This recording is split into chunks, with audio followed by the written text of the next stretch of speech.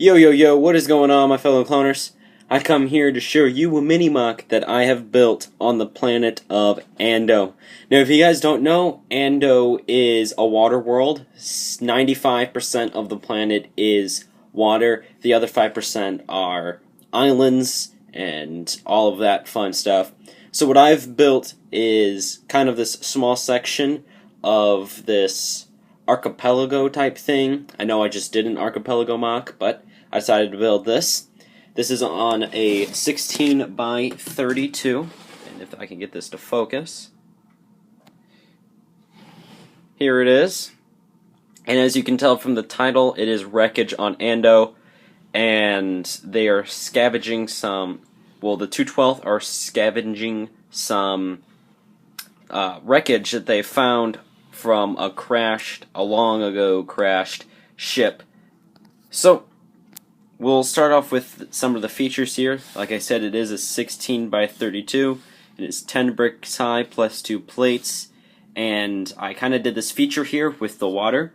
So I took these these bricks, 2 by 1 by 5 bricks, trans blue, and I did snot technique, and I believe this here is 8 wide, 8 by 15 of this water, and I basically just connected it into the side here using some 1 by 4 bricks with studs on the side, and I implemented that into this rock structure. To get the water is very still. I mean, there's no wake, there's no waves, very calm. And underneath we have the wreckage along with a 212th trooper. So as we see, if we can get down underneath here, we have crates. We have the 212th trooper who is swimming, and I'll show you that in a second. And then we got a bunch of seaweed just laying around. Also, we have some seaweed up here against the rock, because when waves do come in, they push it up against the rock and they get stuck on the rock.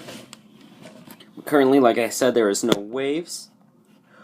Over here, we have this small pile. I basically greebled with a few bricks to get kind of this wreckage feeling. And then I put dark tan plates under here for... Oh, my hands get shaky. Let's put this on the stand. I put dark tan plates on here for the wet sand look. And as you see, we look around. We do have some light tan here. Alright, I don't want to make this video too long, so let's move on to parts of the rock structure. As you see, the rock structure is very, very basic. Give you just a quick glimpse of that underwater. And back there. Alright, so what has happened? These clones are walking and they came across this water. I mean, they're walking on the island and they came across this like cliff thing, and they noticed that there was something in the water, and so they gathered a bunch of equipment here. So here we got a small crane. Here we have like this rack with an extra ladder, some thermal detonators, their weapon holder, and broken grass everywhere. And then we just got the lever showing what shift, like drive, park, neutral. Over here we got the salvaged crates that they have, and you can notice that by the water here. This is supposed to be the wet grass. Over here, as you guys see, we do have this ladder here. It does step up so that you can step down. And basically that is built very, very easily, as you guys can see. And by the weight of the trooper, it makes it go down. By the way, these are all Phase 2 212 troopers. Here, if you guys saw on my Instagram, we got this clone talking to one of the generals, telling what they have found, and they're telling them not to open it until they get there, just in case it's a trap of some sort.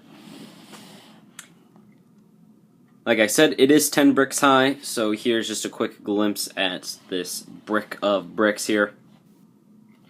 So I'll get onto the crane, the small cart, and then I'll remove the water so you guys can see that. So if we look at the crane here, we can see I did use some Technic. I used a Technic L beam here. I don't know if that's really what it's called. But basically, I have it so that you're able to push down right here or lift up. And then on the other side, I connected this rope so that you can actually attach things to it so it's functional. Is it very good? No, but this is more for looks. Here we have the controls. As you see, we have a lever and we have a button saying if it's grabbed it or not, or if it's too much weight. So it's a small little computer display. And then we just got some black markings. We got red lights underneath to say when it's in warning. It also beeps when it's holding something super heavy. Here on the sides we have, this would be somewhat of the grills to cool it down if it overheats, because it uses a lot of power, because it can pick up a lot. So basically all it does is you have this crate here, and it takes the stud of the rope and connects it to it, and then that's when you can push this up, and of course this would come up, but it isn't very functional down at level. It has to go over an edge or something. So this would be propped up high up, and if it is, as you guys can see, it does lift it up. So that is that. I shall get onto the cart and then onto the water. So here is the cart. It's very, very basic and built.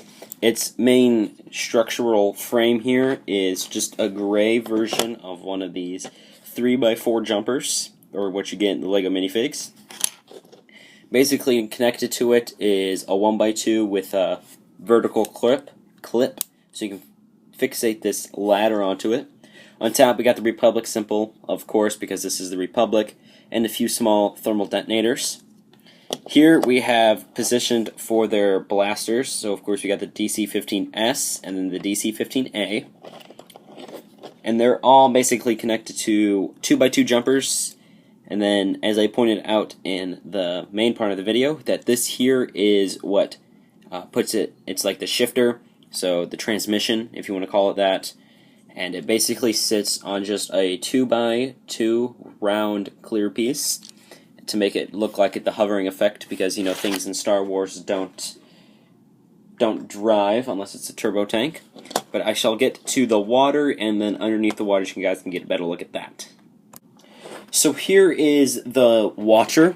As you see, like I said, it is an 8x15, well actually it's 16x15 in studs, but it's an 8x3 in the bricks. And basically the reason why these are popped up here are because I like to make my MOCs perfectly square so that if you put it in a box it would fit right over, just like that, as you guys can see.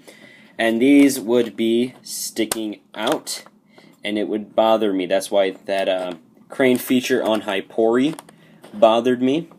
It would look like that, and I don't like when that happens.